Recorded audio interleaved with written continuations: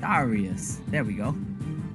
Yeah. Here it Skinny, is. what about you? What are your thoughts so far, and where do you think the rest of the draft is gonna go? Oh, I'm just hoping that Ysera breaks this Darius curse. Every time we've seen it locked in, we're thinking, oh, please no. It's like 0-4 so far. It hasn't been his day with that champion, but hopefully he can turn a new leaf with this one. So they've got the Bruiser boys, they've got the rundown potential, they've got the ability to try and charge at the center and make her life a living misery, especially with the Ziggs back up from behind. But SBTC showing obviously they've got a fair bit of flexibility with the Galio. Could be the Galio center in the bot lane, could be a mid lane if Julie wants to go for that one. You combine that with Rengar, anybody gets stunned, any bit of CC, Rengar pounces, and it's one shot. Pretty much. Yeah. I do like the Lulu Olaf coming in from Flash. Oh, it's the Kaiser, it's the Kaiser. Here we go. What a surprise, right? Yeah, I think that, you know, Flash Wolves, yes, they do have the Lulu and the Olaf coming in, but we do have a brand here from SBTC Esports. Omo, what do you think about this pick? Now, we talked a lot about how the brand has been nerfed, right? But what does brand love to play against? Team comps that run at you. What does Darius, Olaf, and Kaiser do? They're short-range champions that run at you. The Ziggs is going to be a bit of an issue, but other than the Ziggs, the brand is going to have an amazing time into the rest of the champions here. Though I don't particularly think it's a super strong pick anymore, situationally, in the right draft, like right now, this might be it. I like it a lot. Just quickly there, Mika. I love it a lot because we've seen Brand time and time again come out and you're wondering, could it have been a better champion? Is it too niche? So on and so on. But the one thing I've noticed when we have these comps where is the Lulu buffing up these big meaty bruises like the Olaf and a Darius. It's like you're pumping all your damage into one target. The wild growth soaks it all up and you're like, well, that's me, Chief. Like, I'm out, right? So what I love about this brand is it can spread the damage apart. They can follow up with the root from the center. Anybody gets locked in place. That's a Pyroclasm just bouncing around. Ping pong is easy as you like it. There's a new high score. And SBTC could, snowball into infinity. Yeah, snowball indeed. And I feel like, you know, of course not our talent infinity. I just have to say, when you said infinity, like, his face popped into my into my mind. Of course, we're gonna see if Flash Wolves can take the heat that SBTC Esports is gonna bring into our next match. Flash Wolves versus SBTC Esports. Casters, over to you guys. Well, thank you very much, Mika. Skimmy and also Omo. Welcome everyone into Flash Wolves versus SBTC. And now, TJ, it's looking quite of a contrast here when it comes to the draft. Yeah, Infinity, this is a pretty interesting draft. Because SBTC, again, one of the best teams in the world, the best in the Vietnamese region. I swallowed the word. The best in the Vietnamese region is actually really exciting for me. They've turned to this hyper late game, full damage, full team fight composition. You're going to have the Rengar and the Fiora as kind of the bridge to get there. And then throughout this entire mid-game, SBTC are just waiting to get to a game state where Senna and Brand one-shot the team fight. And if they can get there, they win. If they don't get there, then Flash Wolves win. Flash Wolves do have the tools to shut down this game early. You're looking at the Kaiser, you're looking at the Ziggs. They're kind of mid-game team fight, especially with an Olaf and Darius as the front line. It's really impressive. So we're going to see a very quiet early game likely. We're going to get to like the mid-game around 10-15 minutes. Flash Wolves are going to try and win. If they don't, I think SBTC run away with this on draft in the hyper late game. Yeah, see, when you mean there, I mean, the analyst desk has touched up onto it, right? You have the Senna as an infinite scaling champion, can snowball into infinity for Kiral. So I think SBTC is really looking up to that. But looking into this one, you have TF now just looking for a fight, looking for the early passive. Yeah, he'll walk out here onto Ysera. Actually goes in for the taunt, walks through under the turret, actually went in. Ziggs comes through though with its satchel charge. First blood coming down for SBTC, but with a trade down 1-for-1. First blood over to Flash Wolves. They're very happy with that exchange. That went just about as well as it could. And this is going to be something to keep your eye on because both teams opted into the split push strat, into the counter map strat, because Demon and Eason were sent up here to the top lane. They lane swapped and they hand shook into duo lane into top laner. Both teams accepted that matchup. Right now, that's going a lot better for the team that instigated it. Flash Wolves are getting their waves repeatedly crashed against the turret in the top side, and they completely zoned Minas off of wave, removing a lot of the mid-game gold you're looking for in Fiora. SBTC, on the contrast, didn't get a whole lot of value out of this. In fact, they traded 1-for-1 when they tried to gank bot lane. Yeah, and you just have to pay the price, right? For Minos into the top side, fighting up against Kaisa and Lulu. It's all about pressure. It's all about poke coming in from Flash Wolves. And as you stated, when it comes to the bot lane, they got the trade down 1-for-1. But the thing here is, TF got that passive, and I think that is what SBTC wants. Yes, they got the gold. Yes, they got the even trade. But at the end of the day, TF is scaling their game. Yeah. We do have, because of that extended trade, SBTC with a very minor gold lead, but pay attention to where it is. A lot of that early gold goes on to the Galio. This is going to be an AP Galio. You might think this is going to be a support Galio. He's playing in lane with the Ziggs, so it's very likely that Arkano is farming down bottom, and I believe he in fact is. So he's going to be taking those minions, and Carol on the center is going to be just farming off of souls. Yeah, definitely. But now SBTC, TF jumps through, but will not be able to get that kill at the cost, even for a flash for SBTC. This wave's going to crash, though, Infinity.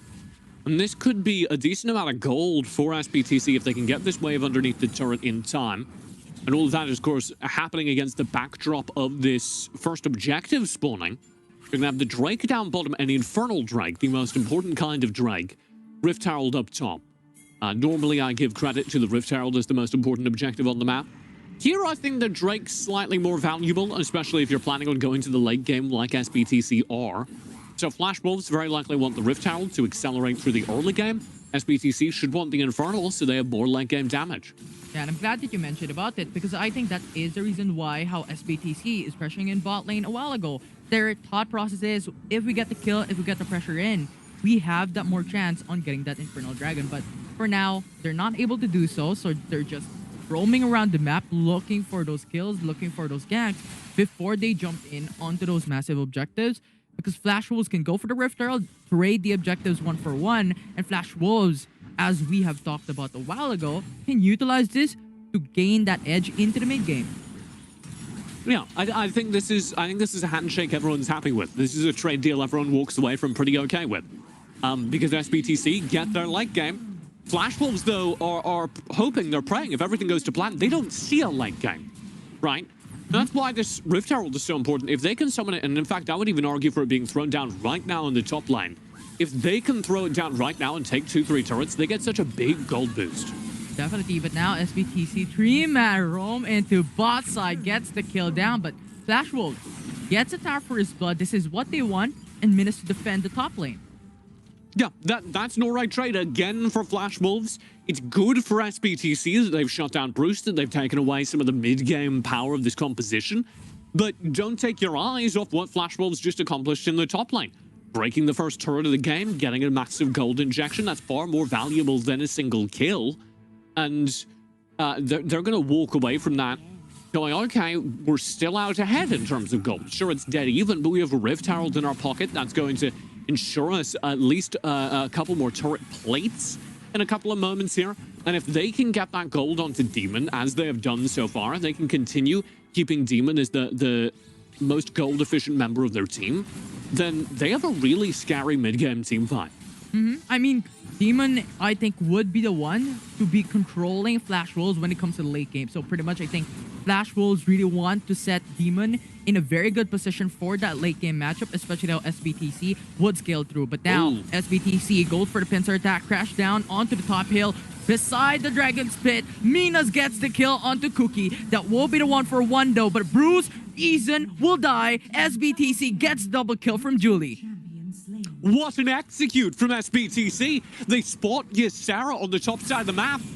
Oh, this could get dangerous. Yeah, the 1v1. Julie not going off. Forces out the flash to go back away, but Ysera Hex flashes onto the wall. Guillotine puts him down. Another kill for Flash Wolves.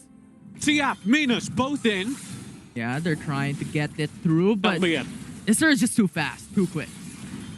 So SBTC actually execute a really good play there, which is going to give them the edge in gold. They spot Ysera on the top side, and they just call a 5v4. Very intelligently done, very smoothly executed. But the problem is they're all now low on HP, so they need to reset. They want to go back to base.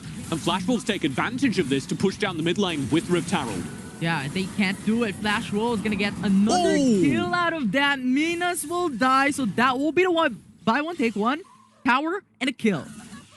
Yeah, very well done by Flash Wolves. That neutralizes. That's the other half. That's the scale balance of that big team fight we saw in the kind of banana area behind the Dragon Pit.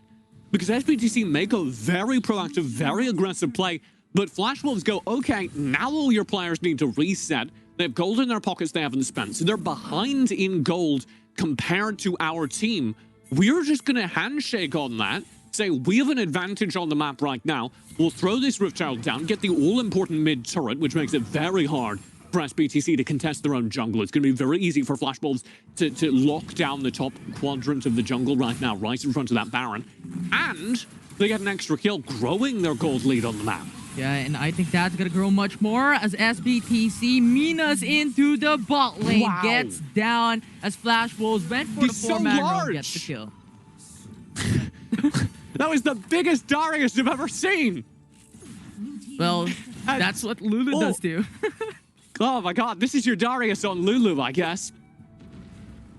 And all of this means that SBTC have just had this game start snowballing out of control. When? Around that 10-minute mark, right when I said Flash Wolves need to be looking to close out this game.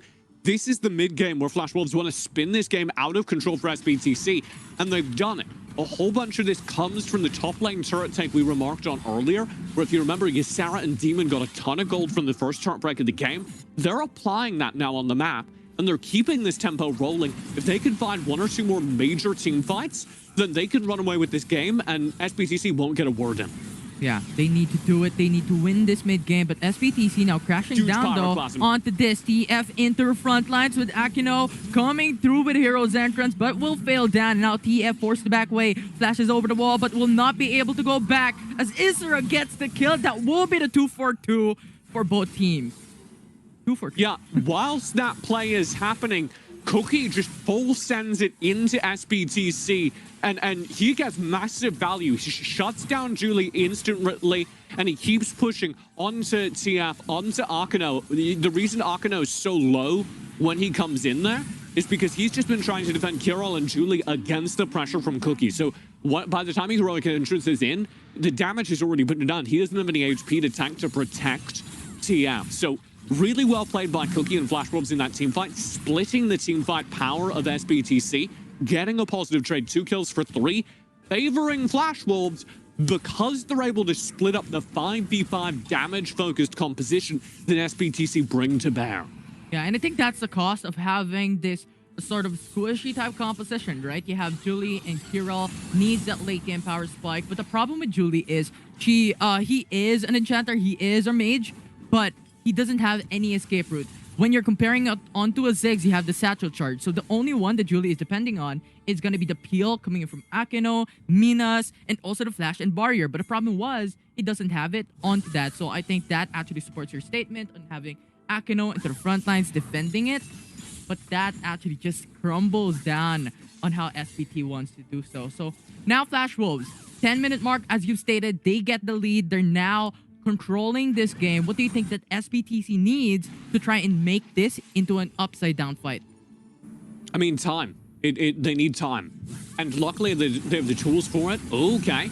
Ooh, Hero's entrance goes for the knock-up. Easy kill coming from SBTC with a followed-up CC chain. But Olaf with a Ragnarok not getting CC down. He lives, but he gets killed with a burn. And now that will be Julie taking it down. That will be the 2-for-1, though, in favor for SBTC. Yeah, 2-for-1, and it's the support that dies, so SBTC take that any day of the week, and what's changed? Well, their damage is online, and they were able to fight 5v5. These are the 2 elements they need. First of all, time. They need damage to come online.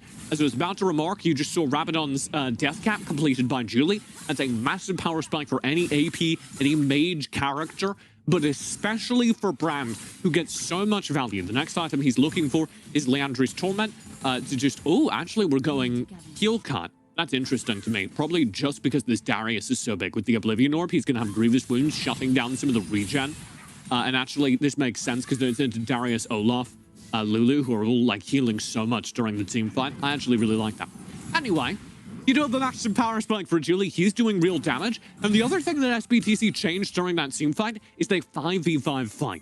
They have all of their forces in one place, and they're forced to fight front to back. Flash Wolves engage onto Arkano. He's not doing a whole lot of damage, but he's buying time for the damage to be down. We have Galapito from SBTC and Flash Wolves. TPs are now coming up for Minas to come into the fray here, but not going all in. Flash Wolves has that respect onto SBTC. They both go back away. They don't want to fight. Yeah, it's a good call from SBTC. They didn't have that front to back we were talking about. Flash Wolf gets a good apprehend, but a guillotine gets the kill down. And now Isra is now menacing this fight. Now Mina's forced to flash away. Menacing. But Bruce is into the backside, goes in, tries to intercept, will not be able to do so. But that Sato charge gonna be the clutch. What is this? Minas survives to the mid-side though. Flash Wolves spring the trap onto the other half of this team fight. And Kirill's here. Respawn coming in soon from Julie. Look at Demon though. Killer Instinct into the backside. Hero's entrance gets down. And Senna gets the kill. Kirill gets that trade. You know what? Demon going very aggressive. We will take you down. And that's actually a pretty massive giveaway for Flash Wolves. Demon is... Ooh, dear TF. Ooh, Isra with a clutch, with a shield coming in from Lulu. And he gets away. Got free. And TF is down. That will be the 1-for-1 though. Both junglers will fall. A very massive giveaway for Flash Wolves as Demon is so much their damage value in these fights. Ysera is the other half, and he's so low he can't step up here. So SBTC again take advantage of the timing and press forward, and that's the power of the Oblivion Orb. You saw him try to lifesteal off of those wolves and just get nothing for it. That's because of the Oblivion Orb that Julie just built, cutting the healing, applying grievous wounds, and making sure that Ysera can't regen in the middle of these team fights. That's going to have a massive impact going forward as we're at the 15-minute mark. And that was the upper bounds, if you remember, of my time limit for Flash Wolves. They needed to win in the 10 to 15-minute window, and they have done nothing of the sort. SBTC have extended the game, and as a result, they're here, they're online, and they're ready to team fight. Flash Wolves have their work cut out for them.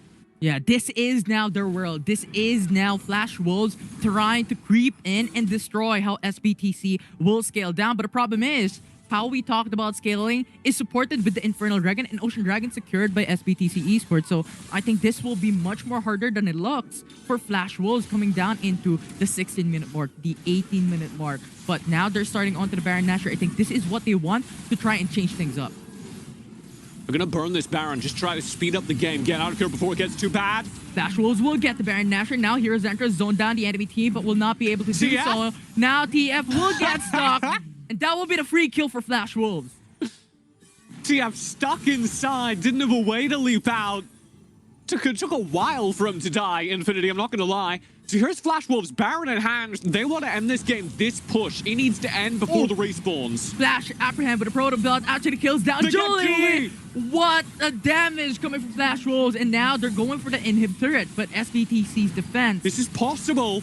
Is there. It is indeed possible. You only have one siege minion left, but you have Ziggs as your team. But they're not going to push this through because Bruce is so low. Yeah, that's actually huge. That was possible to end the game there, but I don't think I think Flash Wolves maybe just missed their best chance of this game. Because the next objective, if you're checking your scorecards, the next objective is going to be the Elder Drake, which is game-ending in a game this close. That will decide the game. And SBTC, unless they make a horrific mistake, are going to be able to 5v5 fight for it. Breaking an inhibitor here would have been very massive, because it would have meant that SBTC were constantly pinned back in their base and couldn't 5v5 properly. That's not the case. Flash Wolves didn't break the inhib, and now SBTC can step up into the 5v5s they're so strong in. Yeah, they're looking for the fight here, and you have Trail of the Hunt readied up. Not gonna push through for TF. So much coming from Flash Wolves here. They're gonna get that tier 2 turret, but look at Darius going for the apprehend onto Akino. Not gonna get that kill down, no follow-up, but another inhibit turret now being punished, now being pressured down by Flash Wolves top lane. They should have enough wave clear to be safe here. Pressure in.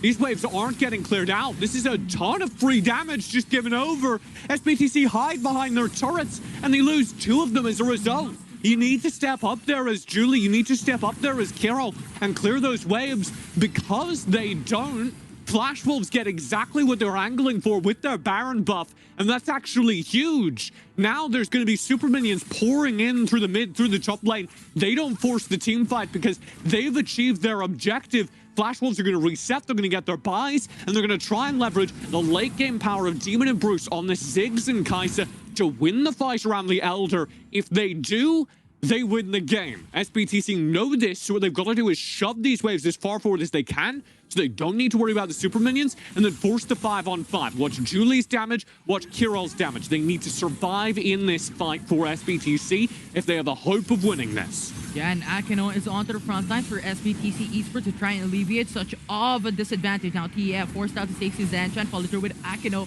with the hero's entrance, but Ziggs once again mega in for the bomb, connects onto a lot, apprehend from Isra, locks onto 2, will not be able to get that kill, but what's enough though is punish them when it comes to HP. Now they're starting on the Elder Dragon.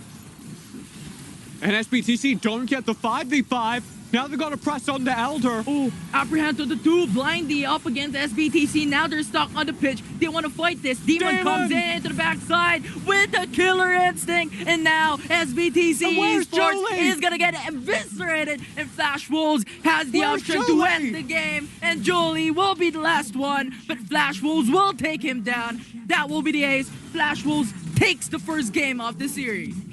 Julie's playing another game. He's in the mid lane. And SBTC don't get the 5v5 team fight they're looking for.